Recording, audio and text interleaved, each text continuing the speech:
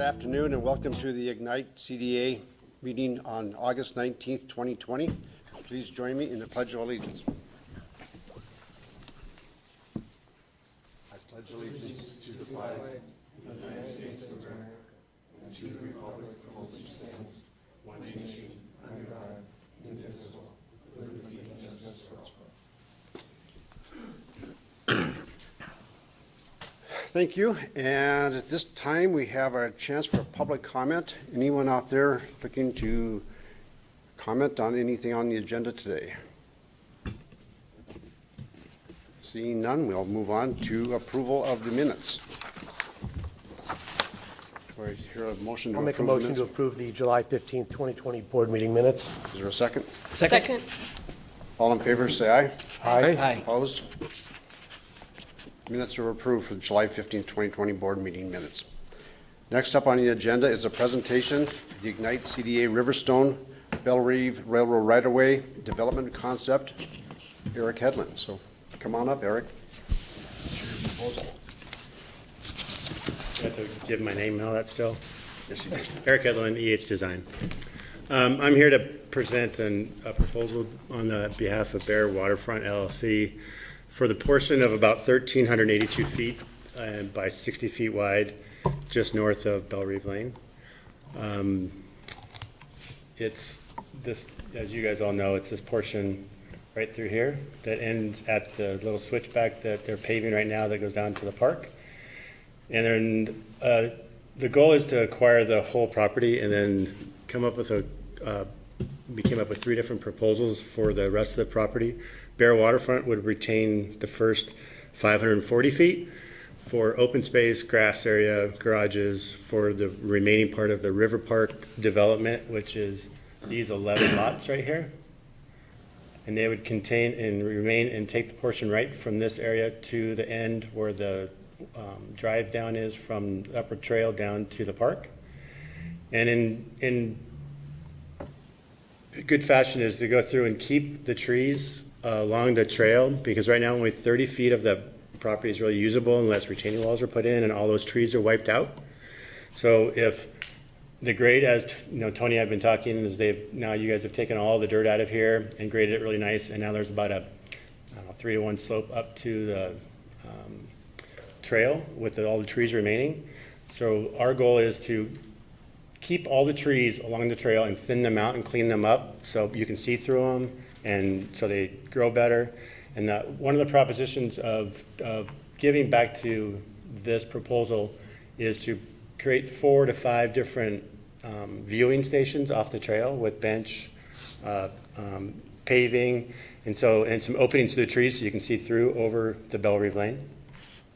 We created 3 different, like I mentioned, we created 3 different options. The goal is to parcel off or give back part of these properties. Option A was one where we had worked with Cliff Moore of maybe doing 2 buildings that might be apartments, and he would have to then get 15 feet back from the HOA, which is right, there's 15 feet right here. That was one proposal. The second proposal was the same with if Cliff wanted to take this portion of the property and just expand the Bellerive parking lot. As everybody knows, Bellerive's parking is terrible, and the parking for the trail is terrible. So we were trying to see if we could convince or talk Cliff into getting that portion of the 15 feet from the HOA and expand the parking lot. There is still some existing grade and the trees that all have to be removed and whatnot in this section. And then the one that we kind of think is probably the best for just generally down there is to take the entire piece and put in 40 parking spots that are public parking. So either donate the property back to the city and let them put the parking in, or work out something, or try to figure that out at a later date. So those are the 3 options for this portion. As we know, we need parking down there just for in general. Now the center portion is a section that's a little different. We were thinking that could that be purchased by Bellerive HOA And maybe they could come up with amenity to put in 2 pickleball courts and a little pavilion and retained by Belle Reve. We haven't had a lot of discussion with them, just a few of the board members, and I think there's still has to be discussion of just retaining the whole property by Bear Waterfront and then work with Ignite and the city on what's the best use for those last 2 parcels. We all, as Belle Reve residents, would love to see the trees remain. And everybody we talked to would love to see the trees remain cleaned up and just, be able to see through them. And I think it'd be really sad if we just wiped all the trees out. Let's see what else. I think that was really about it. We don't have a definite plan. We are trying to, on the River Park area, these 11 lots, 10 of 11 have been purchased. And we are going to go back to the city to do revised PUD on that section based on the previous owners reluctant to get this thing done the way it should have been done. We're going to try to clean it up a little bit and make it still feel like it's part of Belle Reve from the water. And so a decision on this would be helpful on our end for our buyers of all this property, if we can include this portion right here within these lots. Any questions? Questions for Eric? I guess, Mr. Chairman, I have a question for Tony or Danielle. How would the Ignite board, how would they dispose of or sell that property? Commissioner Whitmire, as you have heard before, there's really only a couple ways for us to dispose of property. One is through a surplus property sales. We would have to deem it surplus, hold a public hearing, adopt a resolution seeking bids, and then do a sealed bid process of some type. So that's one way. The other way is through your disposition process, where you would offer the property pursuant to an RFP with some idea how you wanted it to be developed.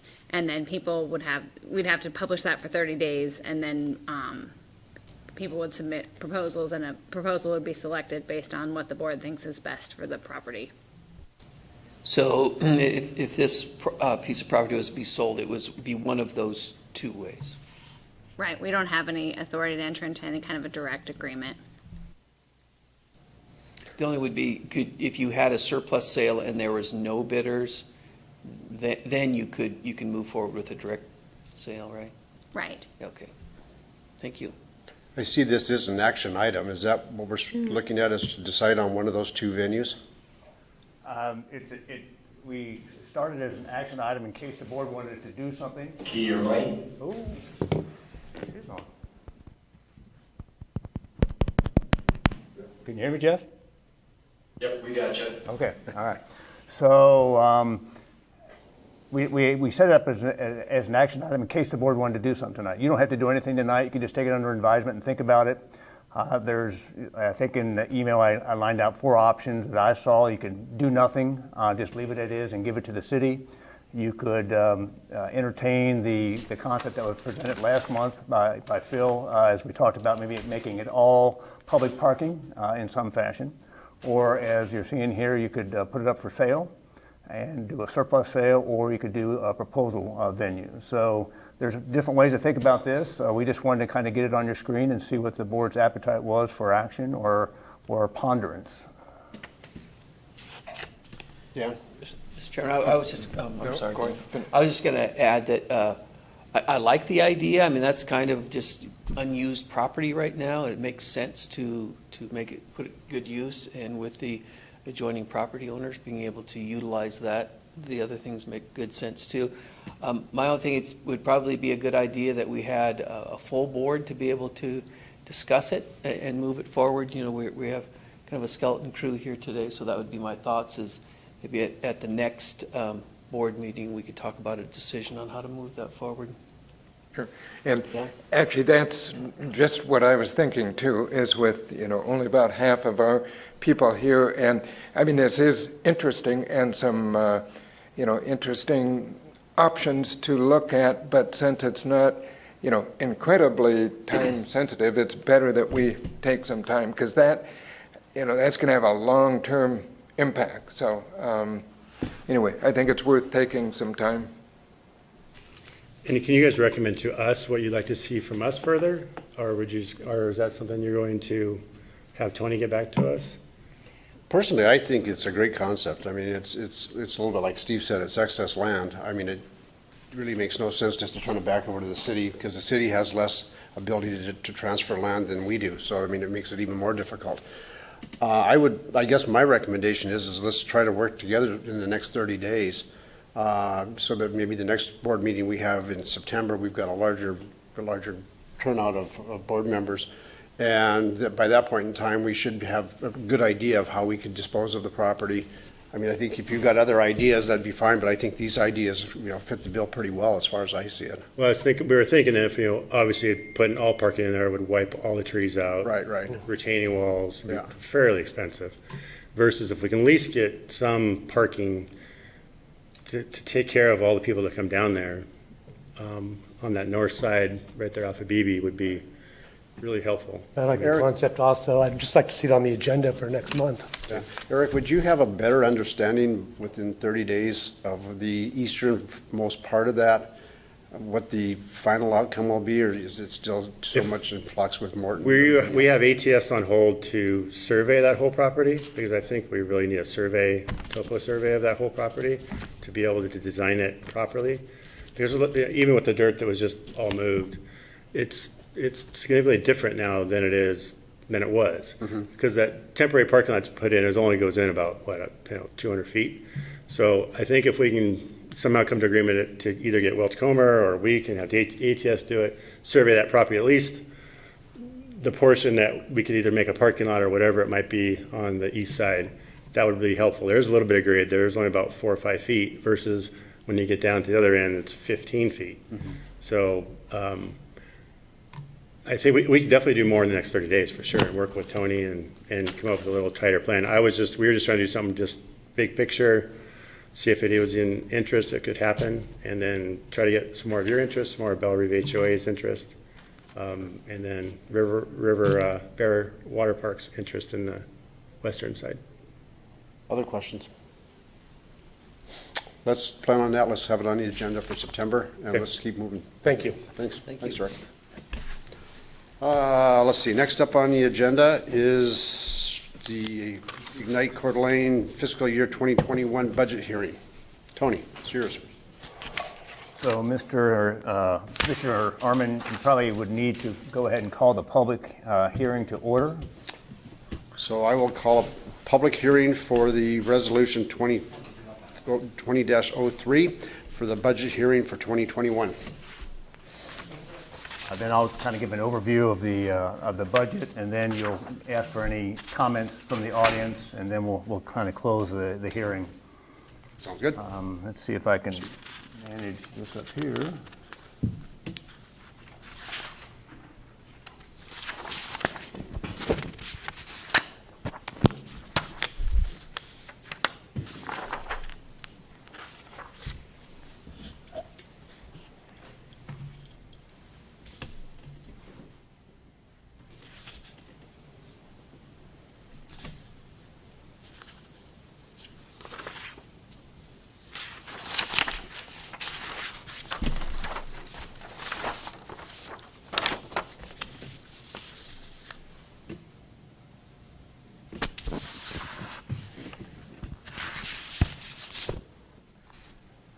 So just to kind of give a review of kind of where we're at in the budgeting process under Idaho Urban Renewal Law, urban renewal agencies are required to prepare and finalize budgets prior to the September 1st of each year. Therefore, the Ignite Board reviews draft budgets in July and then holds a public hearing in August for a final draft budget. I just wanted to share with you, this is the budget that the board saw in July. The only changes made to this budget are the beginning fund balances for the Lake River and Atlas districts. The revised budget values that you see on the screen for the Lake District, the beginning fund balance is $1,558,219. In July, it was $1,689,632. So a little bit of a drop based on the updated financials in June.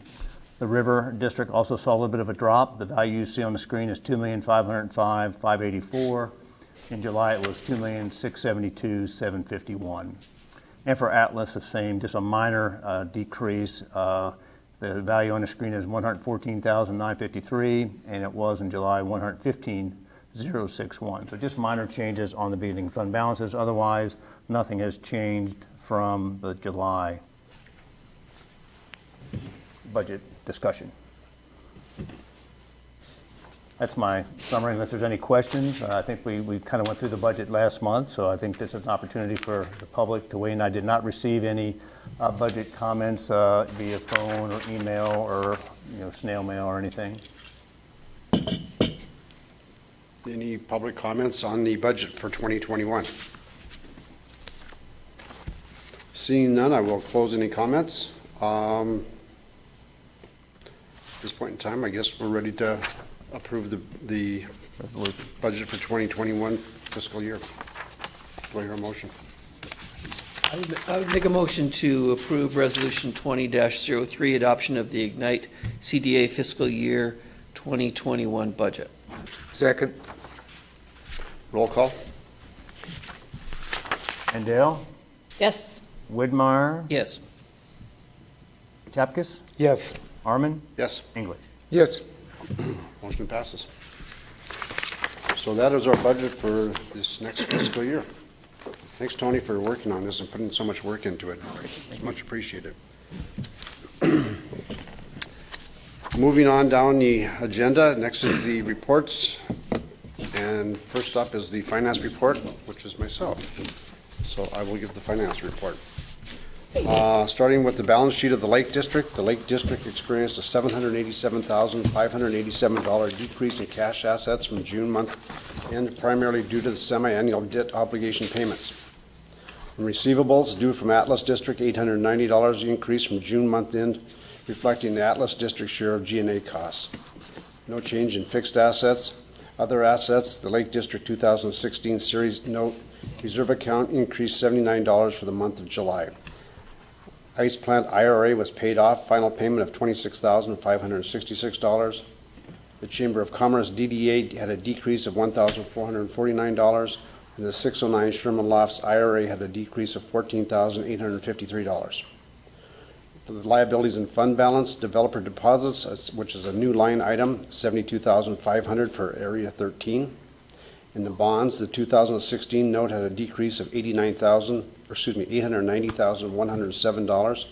The 2017 note had a decrease of $925,222. All other liability parameters were either unchanged or normal for the month, including a 2% credit to the due to arts line item due to the county increment check received in July. Moving on to the Lake District P&L in the revenue section. Lake District received $1,614,216 in tax increment revenue from the county in July. Expenditures, agency-funded initiatives. The Atlas Waterfront Project was $507,874, the breakdown of which Welsh-Comer Team, $44,302. Tila Riviera Contracting, $311,433. And Playground Equipment, $152,409. Taxes and increment payments line item value of $42,867 captures the principal payments from the district for the district's IRAs and DDA. Debt service interest expense of $91,310, of which the 2016 note was $17,095 and the 2017 note was $74,215. All other P&L expenditure line items are in line with normal operating month. Moving on to the balance sheet of the River District. The assets, the River District experienced an $82,613 decrease in cash assets from June month end, primarily due to semi-annual payments. The Atlas deposit receivable of $80,000 increased due to additional loan funds to the Atlas District for the mill site project work. Other assets, Circuit at Celtice IRA was a decrease of $14,812. Riverstone West Phase 2 IRA, a decrease of $57,226. And Riverstone West Phase 1 OPA decreased $193,000. Liability and fund balance, all liability parameters were either unchanged or normal for the month, including a 2% credit to the due to arts line item due to the July county increment check. River District P&L revenues. River District received $529,204 in tax increment revenue from the county in July. Developer cost reimbursements, which is a new line item, $2,310 due to a payment from Bluegrass for Area 1 infrastructure design work to be performed by Welsh Comer. Expenditures, agency-funded initiatives, Atlas Phase 1 and Waterfront Project, $221,460 with a breakdown as such. Welsh Comer Team, $16,536. Tila Riviera Contracting Waterfront Project, $50,698. And Tila Riviera Contracting Phase 1 Project, $154,226. Taxes and increment taxes and increment payments line item value of $265,038 captures the principal payments for the IRAs and OPA on the balance sheet. The debt service and interest expense value of $27,638 for the following: Circuit at Saltese IRA, $3,059. Riverstone West Phase 2 IRA, $9,346. Mill River Seniors IRA, $5,569. Riverstone West Apartments IRA, $5,882. Riverstone Apartments 3 IRA, $2,830. And the 2019 bond was $951. All other P&L expenditure line items are in line with normal operating month, 45% of G&A cost share expenses. The Atlas District balance sheet assets. The Atlas District experienced a $67,701 increase in cash assets from June month, primarily due to a developer deposit for Area 12. Liabilities and fund balance due to the River District, $80,000 increase due to additional loan funds received from the River District. Due to the Lake District, $889 increase for G&A costs, and developer deposits increase of $662,500 for Area 12. The Atlas District P&L. Revenues, Atlas District received $1,172 in tax increment revenue from the county in July.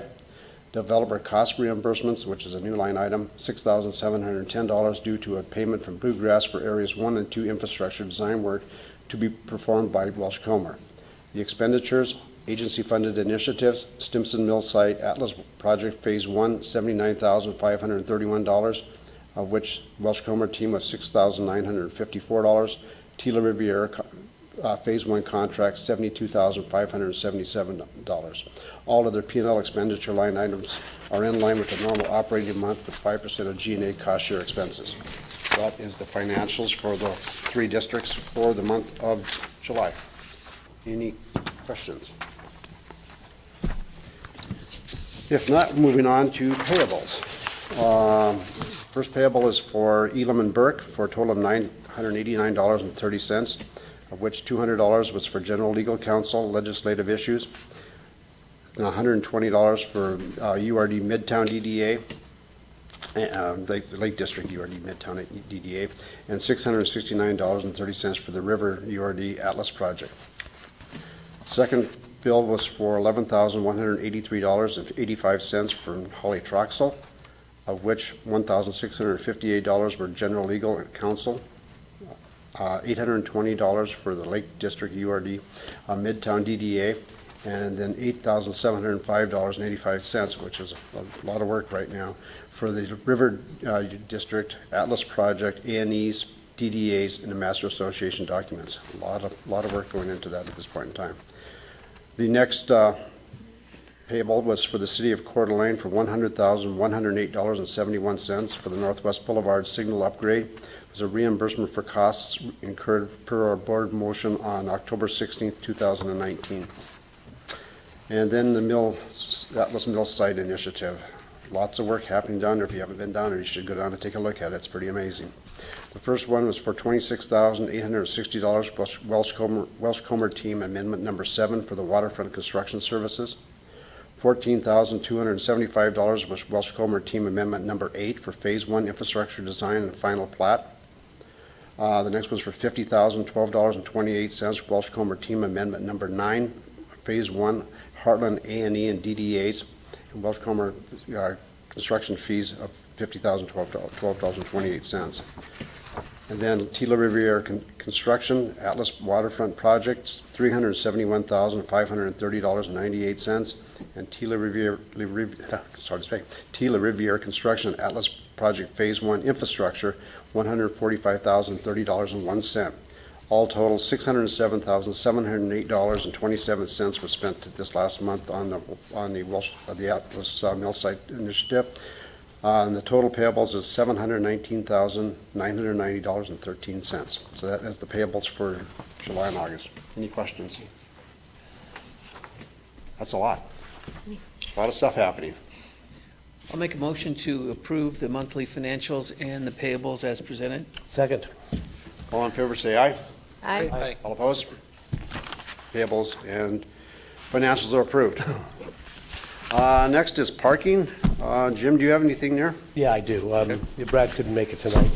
We're seeing a really nice pickup in traffic. The total revenue for 2020 through July is $235,061. This is better than last year's $213,000 by about $22,000. Passes, we've sold 215 passes in June, 225 passes in July. And resident permits, we've done the city residents 172 passes and the county residents 70 passes. And that's all I've got on parking.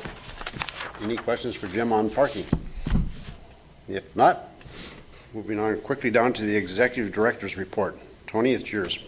Thank you, Commissioner. I'll just go ahead and turn it over to Phil Boyd from Moscow Engineers. It's going to be an update on the Atlas project and a few other items associated with the Atlas project. Okay, thank you, Tony, and board members. Pop up my presentation here.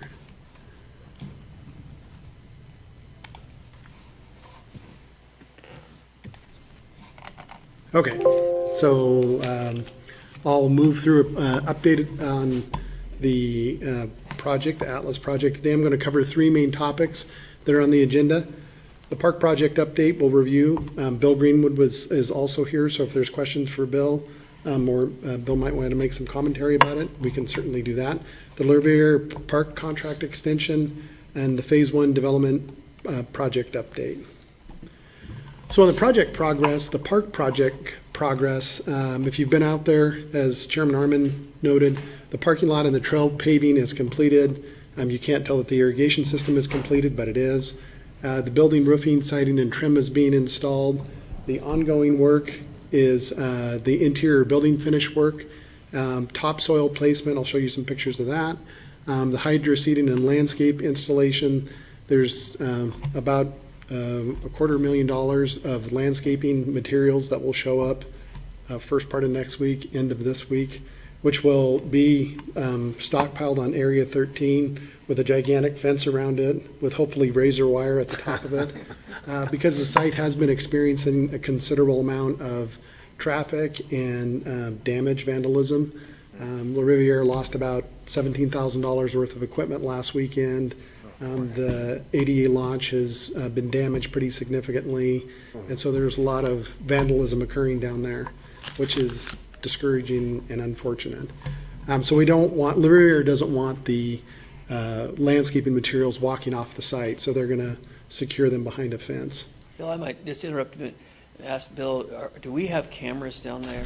I mean, because if we're having vandalism now and we don't have that many people down there. So what happened was, yeah, we have cameras. Unfortunately, we don't have them that far. Our last camera set up is at the south end of the parking lot.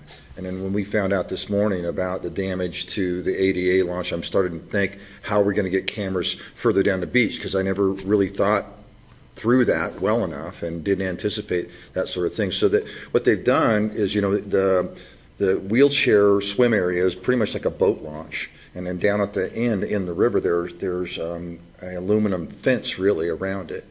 They started jumping on it. They broke out two of the sections and then bent over one. And so we're considering what we're going to do in the future about how to remove that and put something else in there. But the cameras are not that far down. So we're going to have to look at a way to get cameras in there. Right now, the infrastructure is in place, and so the only way to get a wire in there, a fiber, is through a bore. So I'm not certain what we can do, but we haven't really talked through the cameras all the way through because it just occurred. So is there fiber all the way through from one end to the other of that now? So it comes in off kind of Suzanne is where we've got conduit. Okay. And so we've got it at probably So it comes in, where are we at here? So it comes in through here. Okay. And it comes down, so we've got cameras set up here, here, here, and a couple on either side of the playground. So the conduit's there, not the cameras with the fiber, but the conduit's in place. Right. So we didn't, so what I've got to do now is consider, because the ADA swim area is here, so that last cameras here were paved out, so I'm not certain about how we're going to get through here and maybe along the toe of the slope, and then drop some cameras here that would be able to pick this stuff up. The camera down here will pick some of this up, but we may have to drop one over this way, and just because what we're experiencing vandalism. Do you think there's any need to be putting fiber further east or further west? We talked Now about that, that. it's, now's the time to do it. We talked about in phase one, we might be able to anticipate that and then bring stuff in down on this, down Riverside, we could get that infrastructure in with phase one. Before you put the roads in. Yeah. So, Tommy lost some stuff. They've done some small damage too. The inside of the shop building got tagged pretty bad. They've been breaking steps. They've been throwing rocks. The ADA swim area, there's a transition bench that they're really nicely soft and smooth. Someone took a pretty good sized stone and chunked out a piece about the size of a lemon. So rather than having to re-pour that, what I asked Tommy's guys to do today is just kind of flatten it out and round it over, so it won't have the finished look it once did, but it won't damage anybody's skin. Folks in wheelchair, obviously they don't have much feeling in their legs, if any at all, and their skin is extremely soft. So we've got to have everything really, really nice and smooth so that they don't get injured. Are you getting any insight at who's doing this at all? I mean, if you picked up anything on the Well, cameras? I'll tell you what, it was unfortunate when the paper asked me, the press asked me about what's going on down there and talked about some of the delays, and that's what Phil's talking about today. There was quite a bit of information I gave them about, it's a closed site. And people aren't supposed to be there. And one of the things that we're having trouble with is when these folks are running through there and they're hauling stuff around at a pretty good clip because they're trying to get their work done.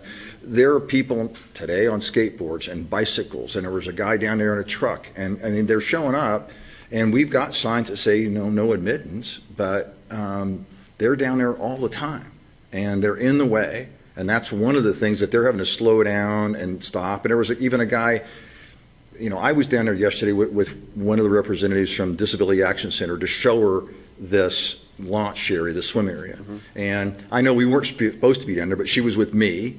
But there was all kinds of people. There was a couple people sunbathing on the beach, and they had their kids, and there were dogs running around, and they're not respecting security, though. Yeah, they're not respecting the site, that it's really closed. Then you can't fence it off any better than Well, it is. we talked about trying to get guards, but we're coming to you hat in hand always and ask for more money, and I just didn't know if we could really afford to have somebody there in the evenings and the weekends that would run around and patrol and run people out.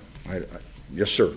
Well, I would say this is really important, and out of all of the multi-million-dollar project, when we get this far for something that important, everything from the cameras to if it's private security to, if our own police have access to there to do more evening patrols, but whatever we need to do, I think that needs to be on the high priority list. I don't know if we're going to get much help from PD. It would be a private security firm is what it was I was looking at, because PD's not, they've got other things that they're going to do. And we have used a guy, and again, I can get a cost, but it would, from quitting time, they leave the site at 3 or 4 till the next morning when they get there at 7, 6 in the morning, and on the weekends. And so it would be costly to have a private security firm do that.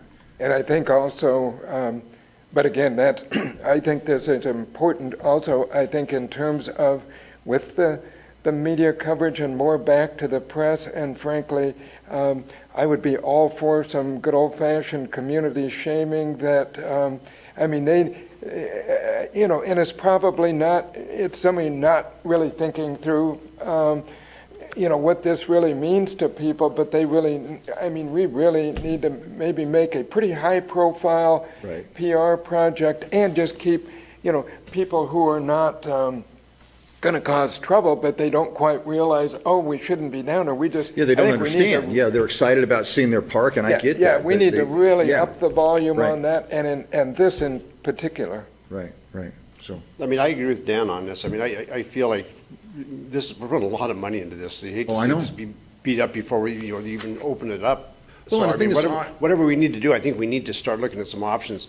The other side too, Bill, is, I mean, if they're already starting to tag everything and damage everything now, what's gonna happen once it is when open? it really opens up, yeah, yeah. I mean, that's why I was wondering about running further, you know, cameras further down and having fiber put in so that we have access to. Yeah, when I left the meeting today, I started thinking about, you know, getting a hold of Thorpe to see about doing a bore to get what we need over where we, you know, to this area. You know, it's interesting too, that this park is really unique in that the gal that I took down there the other day in a wheelchair looked at this wheelchair accessible swim spot, right? And she started crying, honestly. And she said, would it be okay if I hugged you? And I said, sure, the hell with social distancing, you betcha. Because it's really important to that organization. And I think it's important that people, you know, I was talking with a guy who works for me whose dad's in a wheelchair today on site about what we can do to make this better. And, you know, he was saying there's so many people down here, and they broke the railings. But I said, we're going to have to put up some signs and say, you know, please be respectful. And this is for the ADA community. And, you know, it's really not for your kids to be jumping off the railing and breaking things. So, yeah, cameras are going to be critical down that far. I didn't see it coming. I should have. So I apologize for that. You know, we got cameras in, but I didn't think we were going to have this kind of vandalism. And just to reemphasize, appreciate that, I mean, you've cut, you know, costs and everything at every corner, and you just mentioned, you know, kind of reluctant to bring something, but this is not a time to worry about this. We're telling you, no, this is up the list, and So would you like me to look into a private security? Yes. To get a number? I will do that. I will make some calls. Two questions. Is it possible to fence off the ADA area? I haven't seen it lately, so I don't know if it I can mean, go you into could, but the- we talked about some of that, but you can all, you know, people can you go could get around to it from somewhere. anywhere. So Yeah. what happens is you jump in the water and you Right. can get to it. So there's really no way to secure it, really. Yeah, I just didn't know how much like deterrence works in situations like this, even signs saying security cameras in use or something, just, or even if daytime, I know PD has lots of other things, but just kind of education and deterrence of just poking down and saying, hey, this is a closed site and we need you to leave, and just, Right. because I think if people see people enjoying the site during the day, then they think it's open Oh, at it's night. open on the weekend. It's, you Yeah, know. so, I mean, I don't know if there's any, in addition, I'm not opposed to exploring the security option, but I feel like, You- are you know, there to try other and- deterrent options as Right. well? To try and keep some of the people off, earlier on, we talked about delaying the paving, because that's sort of like, once it's paved, man, they just start showing up. So what happened was we were going to try and get the planting done first, but we had some delays that Phil's going to talk about with the nursery in Oregon, because they had some COVID problems and they had to reduce their staff and social distancing, so their production coming out of the nursery was 50%. So we didn't get that in when we thought we could ahead of the pavement. Now the pavement's in, it's, you know, it's wide open. So we can, I'll get some numbers real quick this week for some security. I'll talk to PD about helping during the day, because, yeah, we need to do something. and after hours. Yeah. That's, And it doesn't do any good to have all your landscaping put in if it's gonna get torn out by, you know, juveniles or whatever's out there, you know, doing Right. this stuff.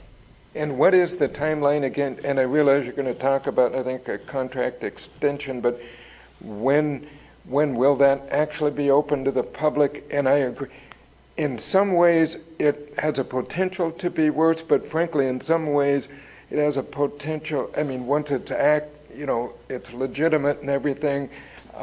Right. it- So my concern, calm that my down. biggest concern is just having people walking around, because they really don't respect signage Yeah. at all.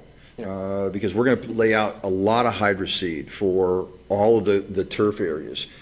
And that needs to be left alone. And so the irrigation is gonna run, it's gonna be really soft, you're gonna step on it, you're gonna sink, they're gonna track stuff around, they're gonna mess with all of the hydroseed.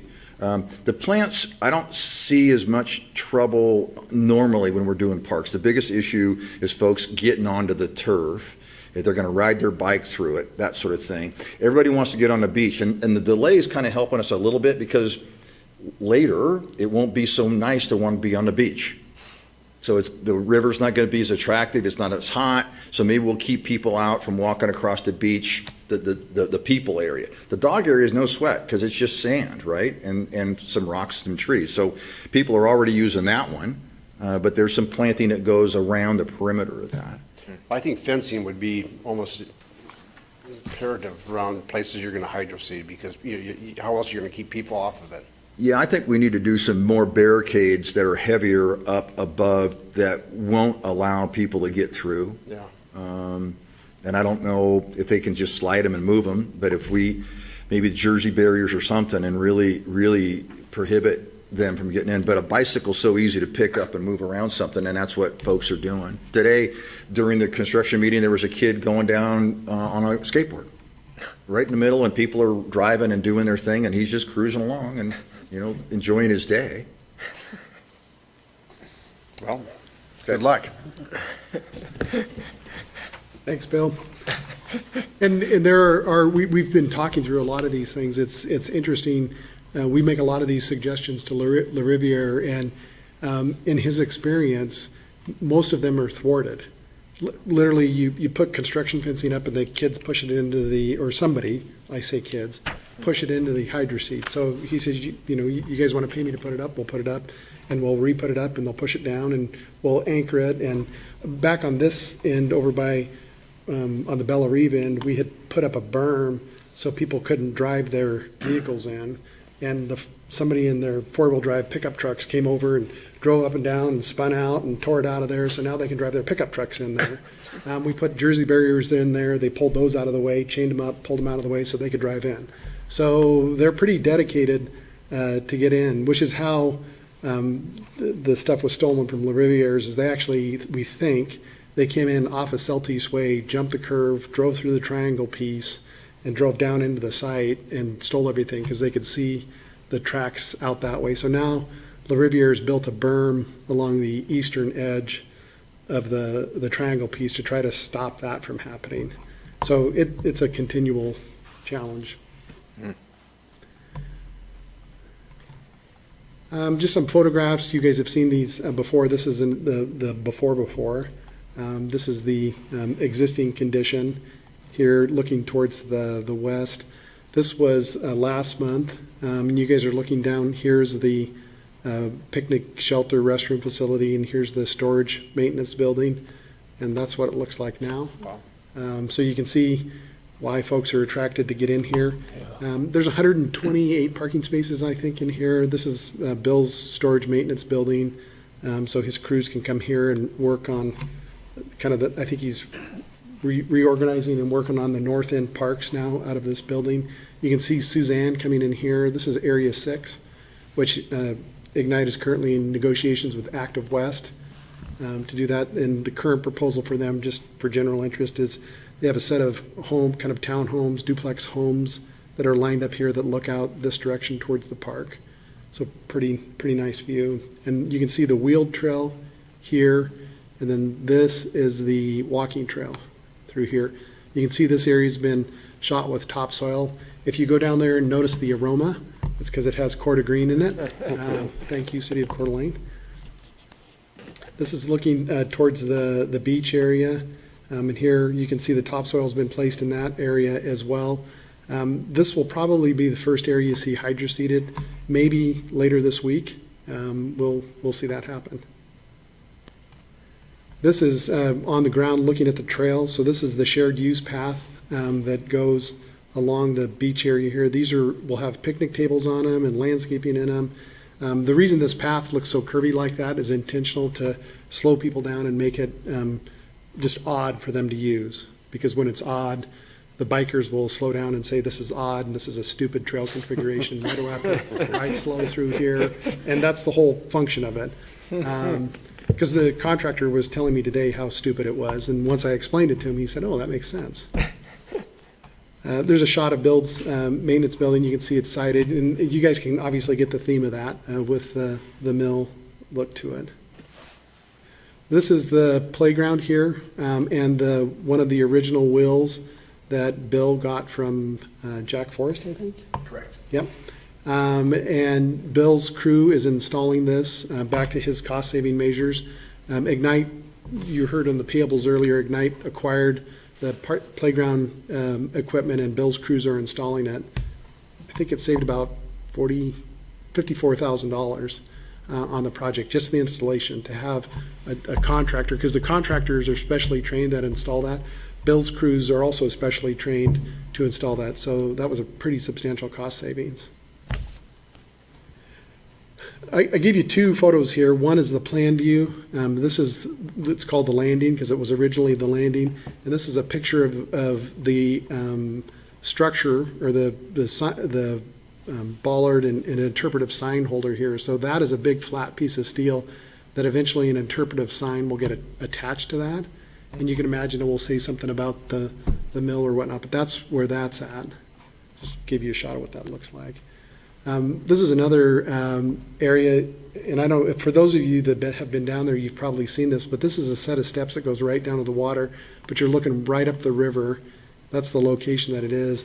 And this is kind of one of those quieter locations, you go down there with your husband or wife and hang out and put your feet in the water, and it's kind of a quiet, cool place down there. And there's a couple of these down on the site. So project schedule. This is an action item. The original completion date was June 30th. Le Riviere came and asked for an extension to August 14th. Now they're asking for a second extension to October 1.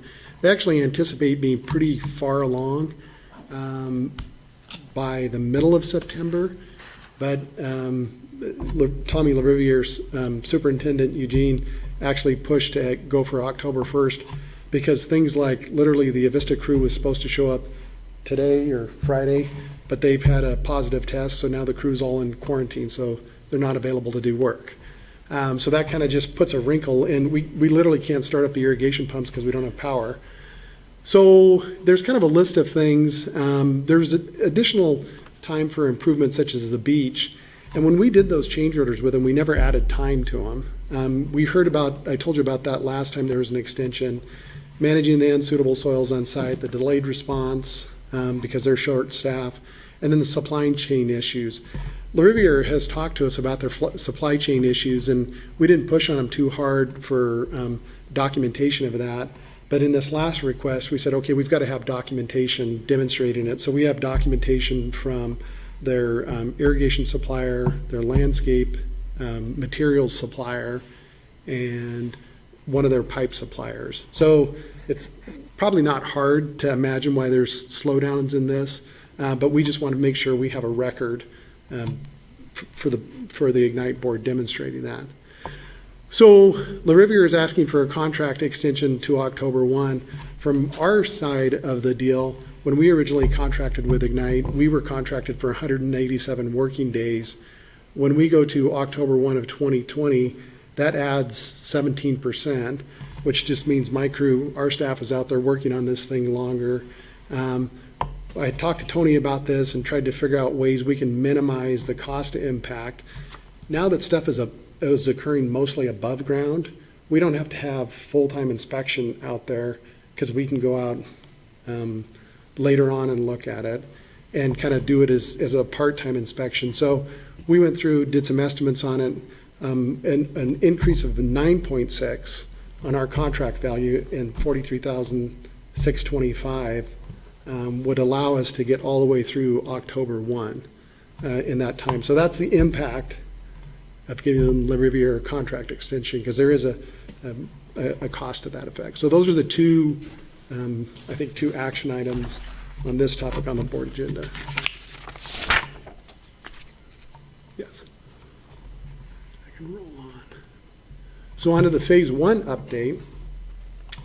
So the phase one status, last month I told the board that there was a 25,000 cubic yard shortfall, but we were hunting and pecking across the site to find material, including on the BNSF railroad corridor. So we mined all that material, mined some other materials around the site, and now we're about 15,000 cubic yards short. I'm anxiously standing, wringing my hands, waiting for the city to acquire the triangle parcel, because we think that there's easily 15,000 cubic yards of material there. The difference between borrowing material on site to importing is about $15 a yard. So you can see the savings by acquiring at 15 times 15,000 cubic yards. So we're very anxious to see the triangle parcel come into play. How much are you gonna pay for that dirt? We'll wait till the land's transferred to Ignite, maybe. Yeah, that's what I was thinking. So also on phase one, all the infrastructure plans, water, sewer, road, sidewalk, all that has been submitted to the city of Coeur d'Alene. It's currently being reviewed. We've been negotiating with La Riviere on the phase one infrastructure contract, and my intent is to bring that forward. Tony and I talked about adding that to your agenda on the 24th for consideration, because the idea is, roll out of the park project right into the phase one infrastructure project, get that infrastructure going, because the sooner that the developers can go vertical, the sooner the property values go, the sooner increment occurs, and the developers are asking, when can we start? Hurry up. Bill, is that date? Should be September. 24th? Oh, sorry, no, it's August 24th. It's your special board. Oh, it's just, So, yeah, you haven't been advised of this yet. So I just- Sorry about that. I just cleared it with Scott today. but Yeah. I'm going to be looking to call a special call meeting the week of the 24th, depending on your calendars, to talk about several Atlas-related projects, so. Yeah.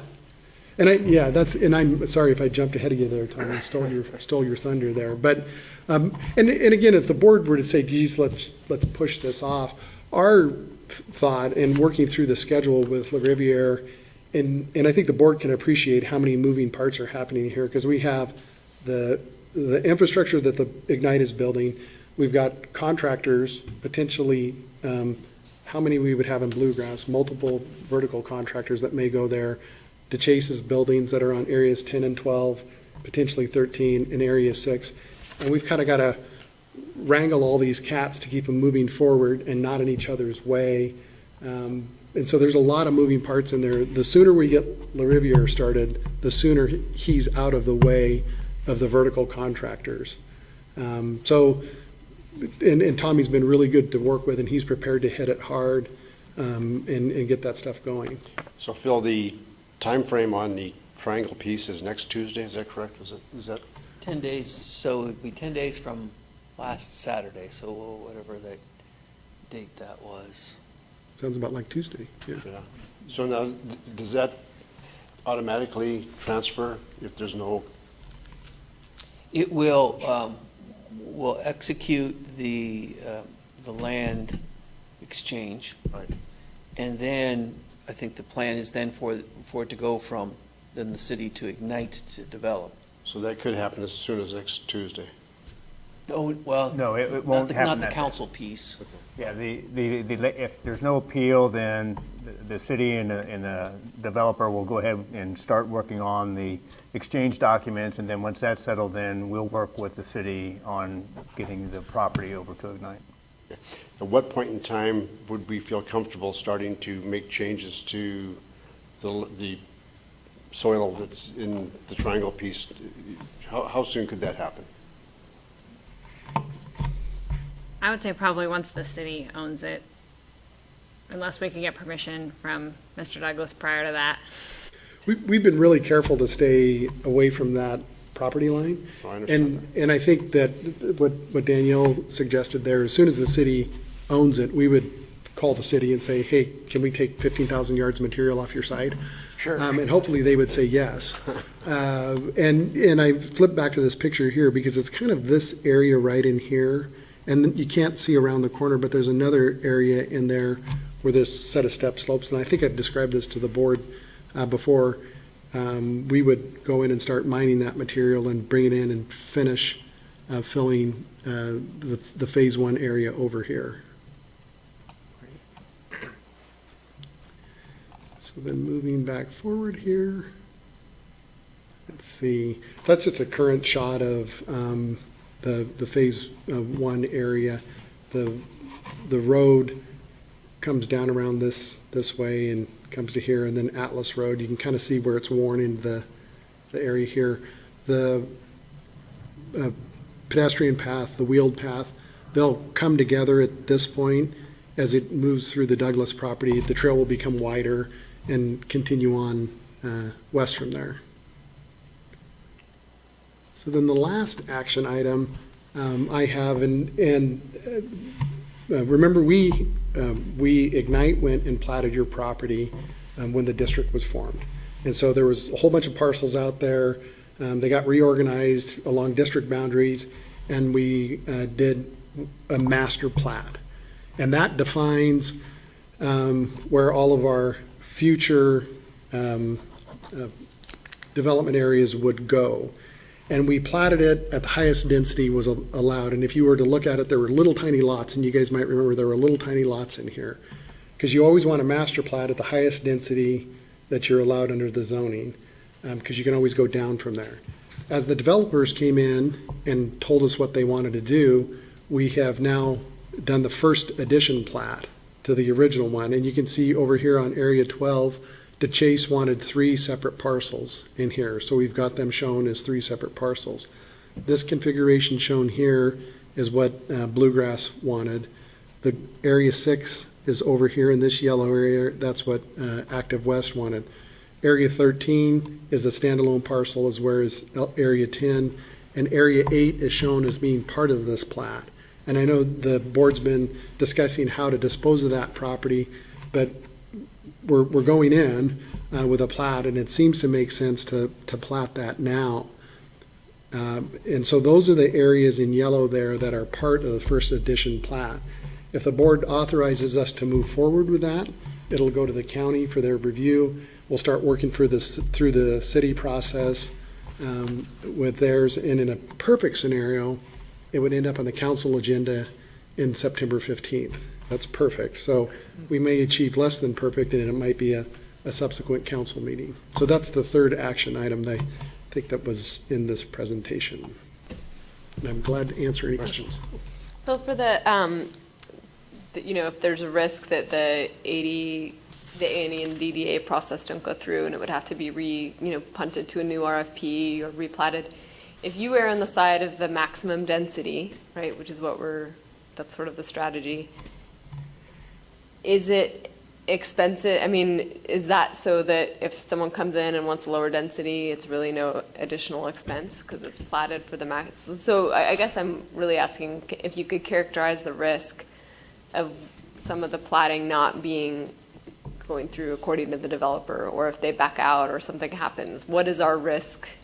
So there would probably be 2 options. So we'll pick on areas 1 and 2 here. So areas 1 and 2 are currently being platted at a density less than what we have approval for. So let's say that the lots are being platted, and if I'm remembering right, they might be 55 feet wide. We can plat them at 40 feet wide. So we could get more lots in there if we wanted. Okay. If we were to go plat this now, if the board authorizes this and we move forward, and let's say the developer in 1 and 2, it falls apart for whatever reason, we end up not moving forward with them. My suggestion to the board would be to simply put out an RFP in this exact same configuration. Okay. Because, and I think you know this being part of the steering committee on this topic, we have other opportunities in areas where we can drive density up in areas 2 and 3. We've kind of looked at this area saying maybe that's where we put our single family typical product, and so let's leave it there. And remember, as a developer, when you put on your developer hat, you need to generate cash flow. So you need to start selling stuff so you can fund phase 2. Because your whole thing is you want to fund phase 2, get it going, you want things to go vertical because you want property value to drive increment. So that would be my suggestion, although there's other options. Right. So really our development strategy drives the platting. So if someone backs out, then we've already designated that at that density, and that's what we would reissue the RFP knowing that we are making up some of that density in subsequent phases. Okay, That would be my suggestion, because you wouldn't lose time. right. And you've got people looking to buy dirt right now, buy lots. Thank you. Bill, what's the furthest east portion of Active West that's not platted there? What's the reason for that? This area up in here, Yes. that is where the Prairie Trail goes No, through. no, excuse me. If you go into the yellow area, so that is the Prairie Trail area right there? So, just so I'm clear what we're talking about here. Right there, where the number 13 is. That's a parcel that he intends to put cabanas or casitas on, so smaller, single-family dwellings that may or may not be connected. And so he'll end up condo platting this. Okay, so that's going to be a separate plating. Yes, yes. And so the access comes in here, there's a driveway in here, and I think if you guys have seen Dennis Cunningham's developments, he's pretty creative. And he's come up with a pretty creative idea in here. He's got townhomes here fronting Suzanne, duplex type product here fronting the park, and then he has these casitas that are kind of sprinkled in here, and then a parking area that sits in there, and then a greenhouse in this corner. And then the Prairie Trail runs right through here, and then Bill's building kind of sits right in there. Okay. So that's what's in that.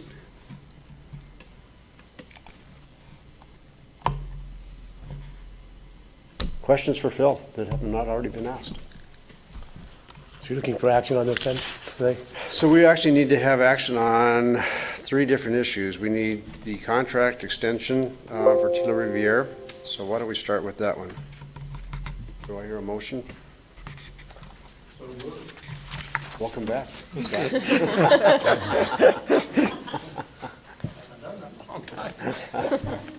Second. So there's a motion and a second to have the contract extension to October 1st for Tila Riviere Contracting. All in favor, say aye. Aye. Opposed? Motion carries. The second motion is for the authorization for final plat on areas 1, 2, 6, 8, 10, 12, and 13. Do I hear a motion on that? I'll make that motion, authorization for final plat for areas 1, 2, 6, 8, 10, 12, and 13. Second? Motion and a second. All in favor, say aye. Aye. Aye. Opposed? That motion also carries. What's your third action item? The third action item, if the board wants to address the additional cost incurred by Welch Comer for construction phase management services for the 2 contract extensions. So that was not part of the original contract extension, so we need a separate motion for the Welch Comer. Yeah, if you want to entertain the overture from Welch Comer, you would need to approve that extension. I think that's of Amendment 7, if I'm correct. Do we have a motion for the Welch Comer extension and cost? So move. Is there a second? Second. Moved and seconded. All in favor, say aye. Aye. Opposed? That also is passed. So we have the 3 motions that have passed. Good job, Nick. Next on the agenda is the Ignite Coeur d'Alene Public Records Policy update. Tony? Phil, can you knock yours off there?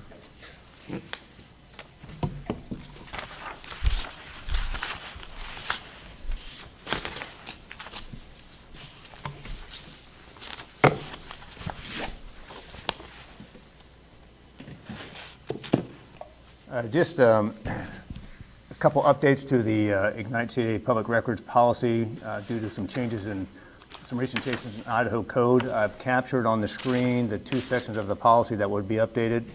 The shaded areas kind of show the changes, so I'll go ahead and read them. Under public record, we would add a provision, provided, however, that personal notes created by a public official solely for his own use shall not be a public record as long as such personal notes are not shared with any other person or entity.